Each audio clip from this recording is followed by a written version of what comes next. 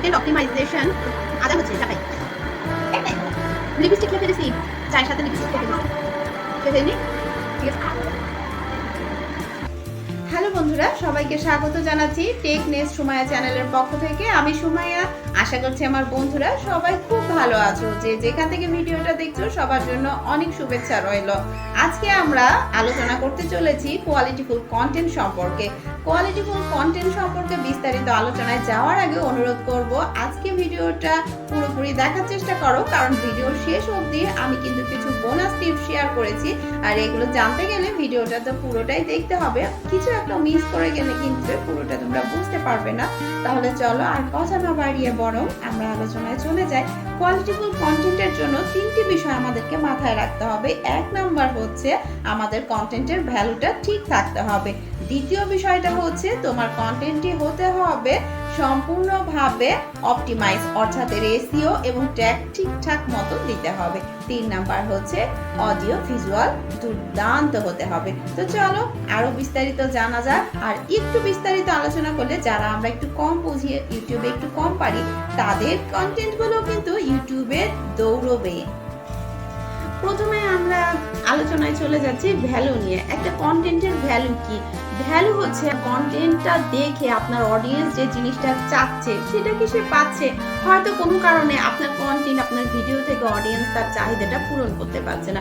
এখন আমরা ইউটিউবে যারা দর্শক হিসেবে বলছি, যখন দর্শক হিসেবে আমি একটা ভিডিও দেখছি, আমি সেখান থেকে কিছু শিখতে চাচ্ছি। শিখতে চাচ্ছি। আর একটা বিষয় রয়েছে যে শিক্ষণীয় ভিডিও ছাড়াও কিন্তু বহু রকমের ভিডিও তৈরি করার ক্যাটাগরি আমাদের ইউটিউবে রয়েছে। নিউজ রয়েছে, আবার রয়েছে বিনোদনমূলক চ্যানেল। তো বিনোদনের চ্যানেলে যে জায়গাটা, সেখানে আপনাকে কি করতে হবে? দর্শককে বিনোদন দিতে হবে, সেখানে শিক্ষণীয় কিছু কিন্তু থাকছে না, অথবা বিনোদনের মধ্য দিয়ে আপনাকে কিছু শেখানোর চেষ্টা করতে হবে। কারণ আমাদেরকে এটা মনে রাখতে হবে ইউটিউবে ক্যাটাগরি কিছু নির্দিষ্ট রয়েছে, অর্থাৎ ইউটিউবে যদি আপনার 100টা ক্যাটাগরির ভিডিও তৈরি করার জন্য অপশন থেকে থাকে, দর্শক কিন্তু রয়েছে কোটি কোটি টাইপের, কোটি কোটি ক্যাটাগরির দর্শকের জন্য আপনাকে তৈরি করতে হবে কোটি কোটি টাইপের ভিডিও। সুতরাং ইউটিউবে আপনাকে বেঁধে দেওয়া নিয়মের বাইরে কিন্তু আপনার জন্য বহু অপশন রয়েছে। তাই আপনি চিন্তা ভাবনা করুন আপনার যোগ্যতা অনুযায়ী এমন একটি কন্টেন্ট তৈরি করতে, যেই কন্টেন্ট থেকে আপনি আপনার অডিয়েন্সকে প্রপার ভ্যালুটা দিতে পারবেন। তাহলেই কিন্তু আপনার ভিউজ আসবে, অডিয়েন্সও আসবে। কারণ অডিয়েন্স আপনার কাছে কি চাচ্ছে, হয় সে আপনার কাছে কিছু শিখতে আসছে, নয়তো সে আপনার কাছ থেকে এন্টারটেইন হতে আসছে, বিনোদন নিতে আসছে। কখনো কোনো মানুষের যখন মনটা খারাপ থাকে, সে হয়তো বা ইউটিউব, টিভি বা যে কোনো চ্যানেলে আসে কিছু একটা বিনোদনমূলক দেখে নিজের কষ্ট, দুঃখ, ভালো লাগা, এই সব ইমোশনের বিষয়গুলো নিয়ে একটু নাড়াচাড়া করতে। তো সেক্ষেত্রে আমরা চেষ্টা করব সেই দর্শককে তার চাহিদা অনুযায়ী কন্টেন্ট উপহার দিতে। আর এটাই হচ্ছে আপনার কন্টেন্টের ভ্যালু। তো এখানে আমরা অনেকেই মনে করি আমি কিছু করতে পারছি না, আমি দৈনন্দিন জীবনের যে ডেইলি ব্লগগুলো করছি, এই ডেইলি ব্লগগুলো থেকে হয়তো আমার দর্শকরা কিছুই শিখতে পারছে না। না বন্ধুরা, কিছু শিখা না শেখাটা বড় কথা নয়, বড় কথা হচ্ছে সে যে আপনার চ্যানেলে এসে কিছুটা সময় কাটাচ্ছে, এই সময় কাটানোর মধ্য থেকে সে কতটা মানসিকভাবে রিফ্রেশমেন্ট পাচ্ছে। তাই চেষ্টা করুন ভ্যালুটা দিতে। ভ্যালুটা যেমন শিক্ষণীয় হতে পারে, তেমনি ভ্যালুটা হতে পারে হাস্যরসাত্মকমূলক, বিনোদনমূলক, কিংবা হতে পারে একটা রিল্যাক্সিং ফিলিংস দেওয়ার মতো কোনো মোটিভেশনাল স্পিচ থাকতে পারে আপনার কন্টেন্টে। ভ্যালু বলতে কিন্তু আমরা একটা কন্টেন্টের এটাই বুঝবো। এবারে চলে যাচ্ছি অপটিমাইজেশনের বিষয়টা কি। আসলে অপটিমাইজেশন কি? অপটিমাইজেশন করলে কি হয়, কেন করব? বাবা, অপটিমাইজেশন বুঝো। অপটিমাইজেশন হচ্ছে তোমার ভিডিওর টাইটেল, থাম্বনেইল, ডেসক্রিপশন, ট্যাগ, এই ওভারঅল যে প্রসেসগুলো রয়েছে, যেগুলোর মাধ্যম দিয়ে কন্টেন্টটাকে তোমার রেডি করে ছাড়তে হবে, এই পুরো প্রসেসটাই হচ্ছে অপটিমাইজেশন। যদি এখানে কোনো একটা তোমার বাজে, অর্থাৎ ডেসক্রিপশন ঠিকঠাক দিতে পারলে না, তাহলেও কিন্তু সমস্যা হয়ে যাবে। সব থেকে বড় সমস্যা হয়ে যাবে টাইটেল এবং থাম্বনেইল। এই দুটো অপটিমাইজেশন যদি তোমার ঠিক না থাকে, তাহলে কখনোই কিন্তু তোমার ভিডিওটা তুমি চালাতে পারবে না। এই জন্য প্রথম ফোকাসটা করতে হবে টাইটেল, থাম্বনেইলে, এরপরে আসছে তোমার ডেসক্রিপশন এবং ট্যাগ। এই জিনিসগুলো মোটামুটি ঠিকঠাক থাকলে তুমি বলতে পারো তোমার কন্টেন্টটা অপটিমাইজ হয়ে গেছে। এবারে চলে যাচ্ছি আমরা অডিও ভিজুয়াল। অডিও ভিজুয়াল মানে তো শুনে অনেকে বুঝতেই পারছো যে এটা হচ্ছে দেখা এবং শোনার সাথে রিলেটেড। তাহলে আমরা কি করব বলো তো? আমরা কি লক্ষ টাকা দামের একটা মোবাইল ফোন দিয়ে ভিডিও করব? আমরা কি লাখ লাখ টাকা দামের ক্যামেরা দিয়ে ভিডিওটা শুট করব? হলিউডের মুভিগুলো যে ক্যামেরা দিয়ে শুট করা হয় সেই ক্যামেরা নিয়ে এসে শুট করব? আমার স্টুডিওটা হতে হবে লাক্সারি? না, অডিও ভিজুয়াল বলতে তোমার কথাগুলো বোঝার মতো বোধগম্য হতে হবে। অর্থাৎ অনেকেরই দেখবে ভিডিওতে এমন একটা ব্যাকগ্রাউন্ড মিউজিক ব্যবহার করেছে যে মিউজিকের জন্য তার কথাগুলো স্পষ্টভাবে বোঝাই যাচ্ছে না। সেটা কিন্তু একটা সমস্যা, যেটা তোমার দর্শকদের বিরক্তির কারণ হতে পারে। এরপরে আসো দেখা, তুমি ভিডিওটা দেখাচ্ছ, ক্যামেরাটা ফোকাস করেছো, ক্যামেরাটা প্রচুর কাঁপছে, নড়ছে, বোঝাই যাচ্ছে না যে তুমি কি দেখাচ্ছ।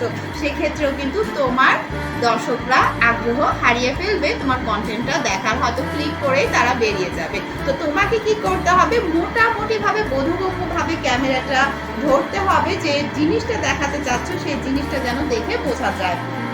তুমি যদি কুকিং ভিডিও করে থাকো, সেক্ষেত্রে তুমি কোন কোন উপকরণগুলো ব্যবহার করেছো তোমার রেসিপিতে, সেই উপকরণগুলো একটু ক্লিয়ারলি তোমাকে দেখাতে হবে, বোঝাতে হবে। খুব টেনে টেনে তুমি যদি ভিডিওটা করো, যে খুব দ্রুত স্পিডে পার করে দিলে তোমার ওখানে অনেক উপাদান মানুষ বুঝতেই পারলো না। একটা জিনিস মাথায় রাখতে হবে, কুকিং ভিডিওর ক্ষেত্রে তুমি ভিডিওটা তৈরি করছো শুধু তোমার দেশের, তোমার আশেপাশের অডিয়েন্সের জন্য নয়, কিন্তু এটা কিন্তু ইন্টারন্যাশনালি ওয়ার্ল্ড ওয়াইজ তোমার ভিডিও রান করবে বা তোমাকে রান করাতে হবে। কাজে তোমাকে চিন্তা ভাবনাটা মাথায় রাখতে হবে যে তোমার ভিডিওর উপকরণগুলো যেন প্রত্যেকটি দর্শক বুঝতে পারে। অঞ্চল ভেদে কিন্তু প্রত্যেকটি উপকরণ সবসময় পাওয়া যায় না, বা উপকরণগুলোর নামও আলাদা হতে পারে। সেক্ষেত্রে তোমাকে সাবটাইটেল দিয়ে উপকরণগুলোর নাম ধাম একটু বুঝিয়ে দিতে হবে, যেন দর্শকরা সেই উপকরণগুলো তার আশেপাশে থেকে সংগ্রহ করতে পারে, অথবা সে বুঝতে পারে যে এই উপকরণটা আসলে কি। এমন সময় হয় না, অনেক উপকরণ অনেক কিছু তার এলাকায় নেই, অনেকে গুগলে সার্চ করে দেখে নেয়, জেনে নেয় যে এই উপকরণটা তার দেশে, তার লোকেশনে পাওয়া সম্ভব কিনা। তাই তোমাকে যখন কোনো রেসিপি করতে হবে, অবশ্যই সেই রেসিপির উপকরণগুলো ক্লিয়ারলি বোঝাতে হবে, এবং সেই উপকরণের পরিবর্তে অন্য কোন উপকরণ ব্যবহার করা যেতে পারে এই জিনিসটাও কিন্তু উপস্থাপন করা খুব জরুরি। ঠিক এইভাবে একটা রান্নার ভিডিওর আমি উদাহরণ দিয়ে বুঝিয়ে দিলাম, তোমরা অন্য ভিডিওর ক্ষেত্রেও কিন্তু এরকম কিছু বিষয় অ্যাপ্লাই করবে।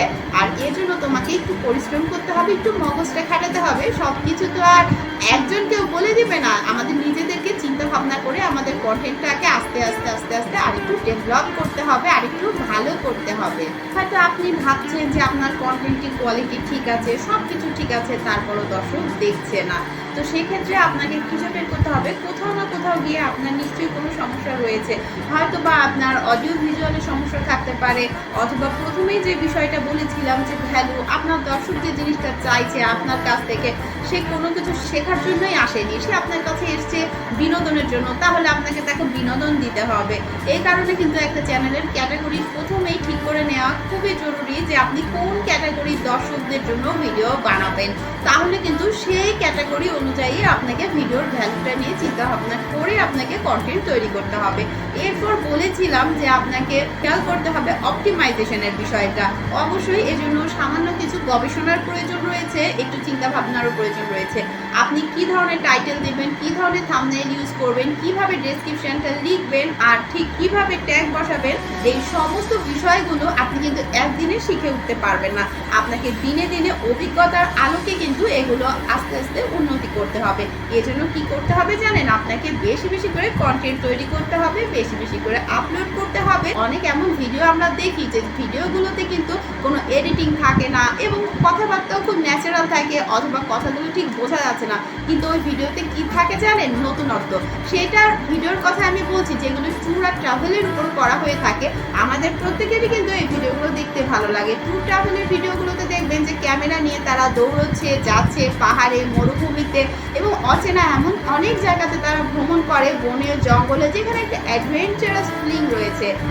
এখন এই ধরনের ভিডিওগুলো করতে গেলে কিন্তু আপনার সমস্ত কিছুই বাদ হয়ে যাবে। এই ভিডিওগুলো থেকে দর্শক শুধুমাত্র যেটা পায় সেটা হচ্ছে ভ্যালু, অর্থাৎ নতুনত্ব সম্পর্কে জানার যে ভ্যালুটা পায়, এই কৌতূহল, এই আকর্ষণ প্রত্যেকটি দর্শককে কিন্তু টেনে নিয়ে আসে ওই কন্টেন্টের দিকে, এবং ওই ভিডিওটা কিন্তু প্রথম থেকে শেষ পর্যন্ত দর্শক দেখতেই থাকে। আমি অনেকদিন যাবত কিন্তু একটা ডেইলি ব্লগ চ্যানেল নিয়ে কাজ করছি, তো সেই অভিজ্ঞতার আলোকে একটা জিনিস বলছি, এই যে ট্যুর ট্রাভেলের ভিডিও যারা করছে তাদের না হয় ভ্যালুটা ঠিক থাকলো, যারা হাস্যরসাত্মকমূলক কমেডি নাটক ভিডিও করছে তারা না হয় বিনোদন দিতে পারলো, কিন্তু আপু আমার একটা ভালো ক্যামেরা নেই, আমার একটা ভালো স্টুডিও নেই, আমার বাড়িতে অনেক লাক্সারিয়াস ফার্নিচার নেই বা অনেক কিছুই নেই, আমি ডেইলি ব্লগ বানাই, একজন ডেইলি ব্লগের ক্রিয়েটর হতে চাই, আমি কি করব? আমার কন্টেন্ট থেকে মানুষ হয়তো প্রপার ভ্যালুটা পায় না, এই জন্য দেখতে আসে না, তাহলে আমি কি ইউটিউবিং ছেড়ে দিব? না, যারা ব্লগার আপু রয়েছেন বা এই ভিডিওটা দেখছেন তাদের উদ্দেশ্যে বলছি, আপনাকে যেটা করতে হবে সেটা হচ্ছে আপনার ভিডিওটা অপটিমাইজ করতে হবে ঠিকঠাকভাবে। আপনার জন্য কিন্তু প্রথম চ্যালেঞ্জ হচ্ছে টাইটেল এবং থাম্বনেইল দিয়ে আপনার দর্শককে টেনে নিয়ে আসা আপনার কন্টেন্টের দিকে। এরপরে আপনার কাজটা হচ্ছে এটা ডেসক্রিপশন এবং ট্যাগগুলো ঠিকঠাকভাবে ইউজ করা। আপনার কন্টেন্টটি যদি একদম প্রপারলি অপটিমাইজ থাকে তাহলে এটা কিন্তু ইউটিউব তার সার্চ ইঞ্জিনে আপনাকে র্যাঙ্কে উপরের দিকে রাখবে। একটা জিনিস আমাদেরকে মনে রাখতে হবে, আমাদের বর্তমান সময়ে 2024-25 সালের দর্শকরা কিন্তু প্রচন্ড স্মার্ট, আর এই সব স্মার্ট দর্শকদের জন্য আগেও তৈরি করতে হবে 2025 সালে ইউটিউব অ্যালগরিদম অনুযায়ী। আর বন্ধুরা 2025 সালে ইউটিউব অ্যালগরিদম কিভাবে কাজ করছে এই বিষয়ের উপর অলরেডি টেকনেস সুমাইয়া চ্যানেলে কিন্তু ভিডিও দেয়া আছে, তো ভিডিওটা দেখে নাও, আমি স্ক্রিনে অ্যাড করে দিয়েছি। সবার জন্য শুভেচ্ছা রেখে আজকে বিদায় নিচ্ছি। দেখা হচ্ছে বন্ধুরা আগামী নতুন কোনো ভিডিওতে।